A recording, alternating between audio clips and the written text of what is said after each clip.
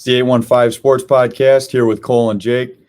On today's show, we're going to be talking about a little bit of the Packers draft picks last night, as well as our predictions for the rest of the NBA, and how Jake went 0-4 this past weekend at Chicago sporting events. Jake? Yeah, 0-4. What a joke. So I started off, I went to the Cub game on Wednesday, and we went to watch, I think it was game 2 where the Bulls won at night. Friday, I went to the Bulls game 3 at home. Sunday, I went to game 4 at home, and then I went to the Cub game later that night. So it was a pretty fun week. Not the outcomes that anyone from Chicago or Illinois would want, but nonetheless, it was fun. Yeah. And you got scammed too, didn't you? Yeah, I got scammed. I paid $80 to park. It's only supposed to be $40. They didn't take my fake ticket. So yeah, I paid $80, but it is what it is. It was a fun weekend, but maybe we should hang up the L flag behind us instead of this W flag. Yeah, they ain't been doing much of that. Yeah. So next we're going to go into our playoff predictions. Jake, if you want to start it off. Yeah. I think Phoenix is going to beat Dallas. I think in tonight's game between Memphis and Minnesota, that's gonna be a tough game. I think Minnesota can win, but I think Memphis is going to win in 7 for sure. I like Miami over Philly, and I like Boston over Milwaukee. What about you? Tonight's game, I think Memphis is going to finish them off. I mean, Minnesota's gotten a lead in almost every game, and they just blow it. They even had that huge, nearly 30-point lead while I was on vacation, and they blew that one. So in the semis, I got Phoenix and Dallas. I got Phoenix winning that in 6 games. And then I'm assuming Memphis is going to win tonight or in 7 and move on and play Golden State. I got Golden State winning that game in 6, or winning that series in 6. Then the Eastern side, I got Miami beating Philadelphia in 5. I mean, Joel Embiid's playing with a torn ligament in his right thumb. I mean, Harden hasn't been giving you what you kind of expected from Harden in years past. Yeah. You haven't heard as much about Maxey. And honestly, I was kind of thinking that Toronto was going to end up coming back and beating them in 7 games. So, yeah, I think Miami's going to win that series. And then Milwaukee-Boston. Milwaukee's going to be without Middleton, and they ain't playing the Bulls, who don't guard a soul. So I think Boston's going to win. I think Boston's going to win that series in 5 or 6 games. I mean, Tatum's been a revelation this year. Brown's balling out. Marcus Smart, Defensive Player of the Year. I mean, they're loaded. They got Al Horford, solid big man. Tice is great. You know, we had him for a little bit last year. So, and then in the conference finals between Boston and Miami, I think Boston's going to pull away. I think they're going to win that in 6 or 7 games and get to the finals. And I think Golden State and Phoenix are going to be in the Western Conference Finals, and I think Golden State's going to win that in 7. I mean, they got Clay back now. They still got Curry. They still got Draymond. You know, we know how dominant they were in the mid-2010s when they had, you know, all those guys. Then they had Durant for a little bit. But I think they're going to be able to take down Phoenix. Their three-point shooting, Jordan Poole. So we get to the finals, Warriors versus Boston. I think it's going to be a great series. But I do see the Warriors winning that in 6 games.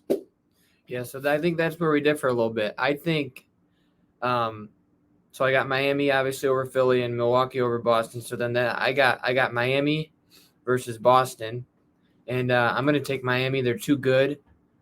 Everything runs through Miami in the Eastern Conference. They have home court advantage. And then whoever plays Golden State in the West, I don't think has a chance. I think Golden State's getting hot at the right time. And I think that Miami-Boston series could be potentially a very good series. Miami's too much. They're too good. I think Miami plays Golden State, and that's going to be a very interesting finals. I want to pick Miami, but I think Golden State gets another banner this year. I really do. They're that good. Yeah, they're small. They like to play small, but I think they hang a banner. At the end of the day, 3s beat 2s. 3s beat 2 in today's NBA. Yeah. Yep. And Miami cannot shoot as well as the Golden State Warriors. So, obviously, just a little bit. Last night's game, 76ers close it out. They win the series. The Suns eliminate the Pelicans. I think the Pelicans have a very bright future ahead of them, especially next year. And the Mavs won last night against the Jazz. The Jazz had a wide open three at the end of the game to win it. Missed it. But so that is what it is. Let's move into the Bulls. Our final thoughts for the Bulls. Jake, if you want to start it off. Yeah, I mean, this was a very hard season to talk about the Bulls because they started out so well and injuries hit them, and then they had a terrible second half. But if you look at it as an overall, they were 15 games better. I mean, it was a lot. You could watch them. They gave you hope.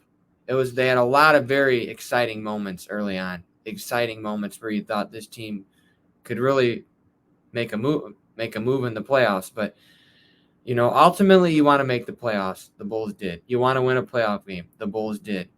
But you want to win a series. You want to win. You want to win a series, which we haven't done in a while. But we got a taste for the playoffs. I don't think next year's team is going to be much different.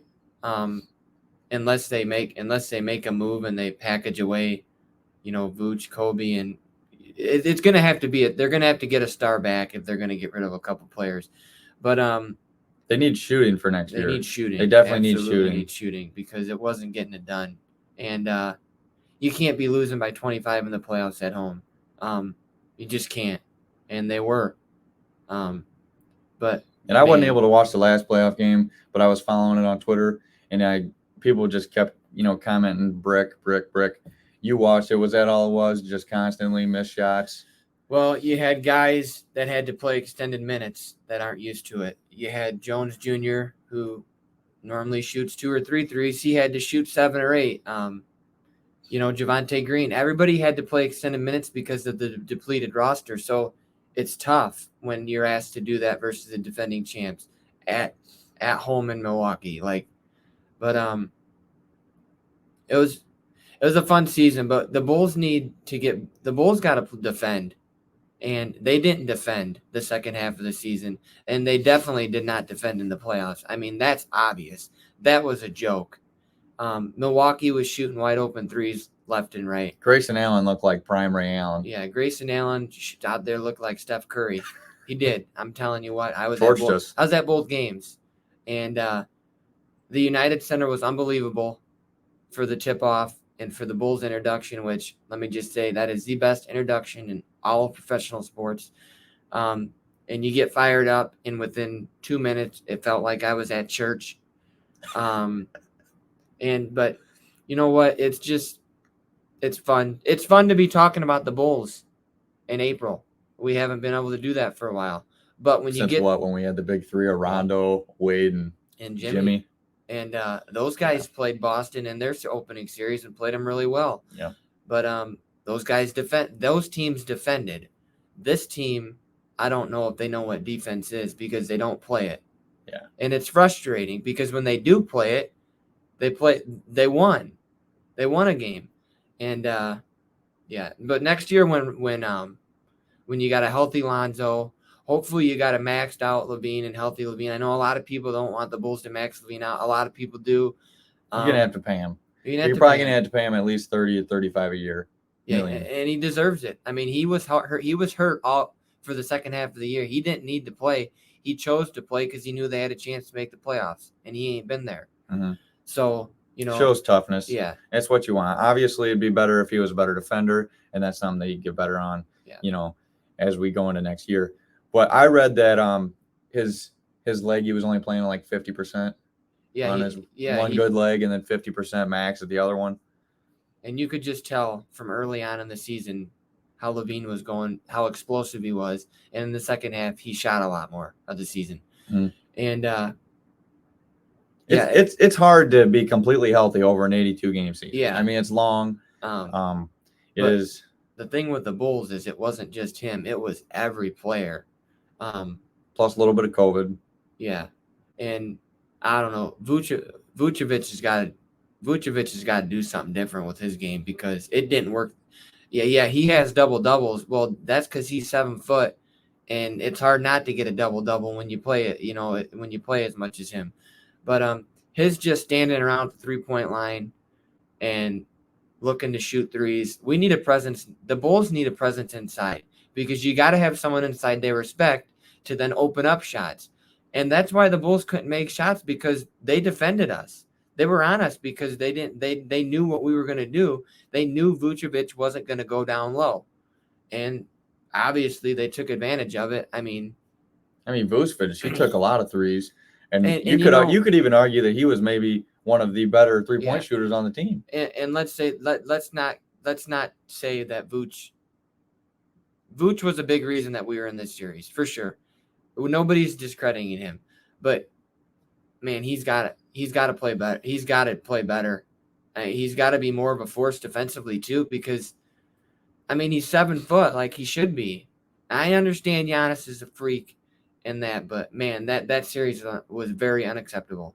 But the bigger picture, it was fun to watch him in the playoffs. Yeah. So we'll be seeing red. Giannis was definitely a step above everybody else in that series, and Grayson Allen a little bit too. I mean, he looked incredible. Tell you what, watching him at Duke, who thought he would have done that, especially in a playoff series?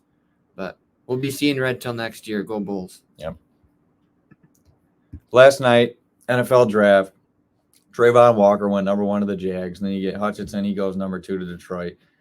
I was watching ESPN this morning, and they were talking about how the Vikings and the Lions coming closer, closing that gap on between them and the Packers for winning the division. I don't see that. Jake, do you see that? Well, let me just say this. They always say that. So they need to do it. So I don't think so. I mean, the Packers, they had top 10 defense last year. I think they only got better at defense with these 2 picks. They kept Douglas. They kept Campbell. I think we're still going to be stellar on defense. We got a new special teams coordinator coming in. He interimed last year for the Raiders, Bisaccia. And I don't see how the Packers aren't going to be a great team again next year. Super Bowl contention, like always. Here's the main thing. You still got Aaron Rodgers back there at quarterback. There's no other team in the league that can say, hey, we got Aaron Rodgers. There's teams that say, we got Brady, we got Mahomes, Allen. That's going to get you there. But that's the same thing when you have Rodgers. You're there every year. That's all you ask for. So, and there's still people the Packers can draft tonight in the 2nd round. There's also guys that we could still get in free agency, some veterans. Julio Jones, Odell, Jarvis Landry. We don't know what's going to happen there. Maybe that was their plan all along, is to make another move, in the offseason other than the draft. But I do think tonight they have some options. They got Sky Moore potentially, Christian Watson, David Bell out of Purdue. I watched him. There were some games. He was incredible. So we'll see what happens tonight. I think they'll end up drafting a wide receiver tonight. And they might have to trade into the top 50, maybe even the early 40s, because I don't know if a few of those guys are going to be there when they draft at 53 and 59. So we'll see. Jake, obviously your Dolphins, they traded for Tyreek Hill, which, obviously. Normally I'm hyped about the draft and I'm ready. Like, I got my Dolphin gear on and I'm going to go somewhere to watch him, but I didn't watch an ounce of the draft last night. The Dolphins didn't have a 1st-round pick. So I don't have any NFL news for you. Fins up. Yeah, it seemed like Deebo Samuel was going to get moved to the Jets last night, but that didn't happen. He's still a Niner. Thankfully, it did not happen. And obviously, we saw that A.J. Brown got moved to the Eagles, which I wasn't expecting that, but he's going to get 4 years, $100 million. I think that helps Jalen Hurts. I mean, they got A.J. Brown now. They got Dallas Goedert. They got Devontae Smith. I mean, that's pretty good offense. You're going to have to see Hurts be more precise with throwing the football, but there's going to be times where you don't have to be so accurate because a guy like A.J. Brown go out and make incredible plays. Right. So, but when you're not paying your quarterback that big money, you're allowed to do those things. Right. Some teams, like the Packers, for instance, if they want to do that, they got to do some cap, magic and tricks. They were going to offer Devontae what he wanted, but he wanted to play elsewhere. So, and last night I watched a little bit of the Pat McAfee show. It's a great show. Rodgers was on there briefly, and you've seen that. He knew what was going on with the draft. LaFleur was texting him back and forth. He saw some things that he liked. David Bakhtiari tweeted out, "Love it. Defense wins championships." You can never have too good of a defense. So So I like that. And he thinks Rodgers seemed really calm about it. He said trust in the front office. So I trust in him. I think some good things are going to happen tonight and going forward. And I still see us winning double-digit games next year, 11, 12, 13 games, and getting into the playoffs. And hopefully we can finally get to the Super Bowl. I swear every time we get into January, it's terrible. It's like getting dumped every January for me. Well, I just think the Packers are going to Packer. They're going to be fine. It don't matter who's out there. Rodgers could throw to anybody. And, maybe the Finns can – the Finns got to beat Buffalo. They can beat anybody in that division. They can't beat Buffalo if we could split, And I think we're going to go to the Packers-Dolphins game in Miami. So that'll be fun. Those games are always – since we've been going to them, they've been really close. Yeah. I got to see an overtime win. He got to see a Dan Marino. Aaron Rodgers pulled a Dan Marino hat trick. Fake spike. And then what did we go? The last one was 2018. They played in Green Bay. That was close for a little bit, but historically they've been pretty good games, so it should be fun if we. This year's game might be the most anticipated one we've been to. Should be. Yeah, you guys got Hill now. You're sort of coming up on the trend. We're right here where we are. I think it's gonna be a really good game. Obviously, Miami's gonna be a good time, and I cannot wait to debate with you that week. Well, when we talk about let me just tell you this. I haven't talked much about the Dolphins because it's not football season, and I'm not in that mode yet. I'm in baseball. The Bulls just got done. But the Dolphins are on the rise. They have had 2 winning seasons in a row where they have no playoffs. So this is the third season where I think the Dolphins are going to be good. And I'll tell you this, it's hard to play in Miami because teams aren't used to going down there and playing in 90-degree weather. And the Dolphins are. I think they're going to be good. They have so many weapons. They're going to be the fastest team in the NFL. I mean, it's insane how quick they are.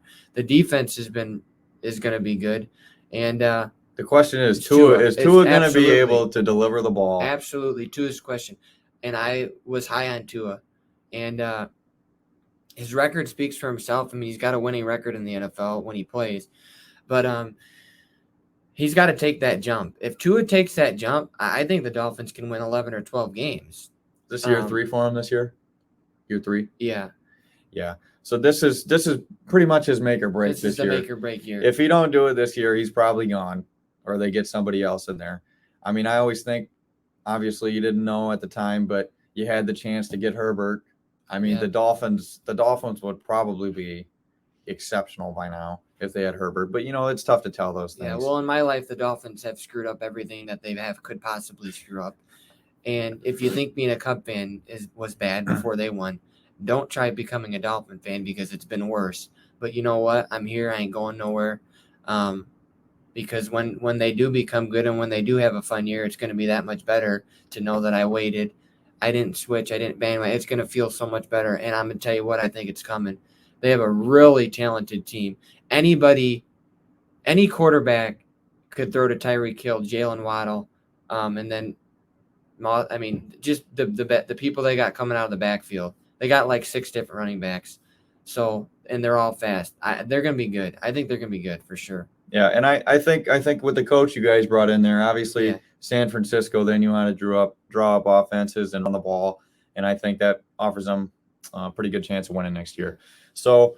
Thanks for watching. Make sure to like and subscribe, 815 Sports Podcast. Comment some things you guys think we can do better, some other things that we can touch on. And just if there's something you guys want to talk about, make sure to comment. We have social media now on Twitter and Instagram, 815 Sports Podcast. And hope you guys enjoyed the video. Thanks.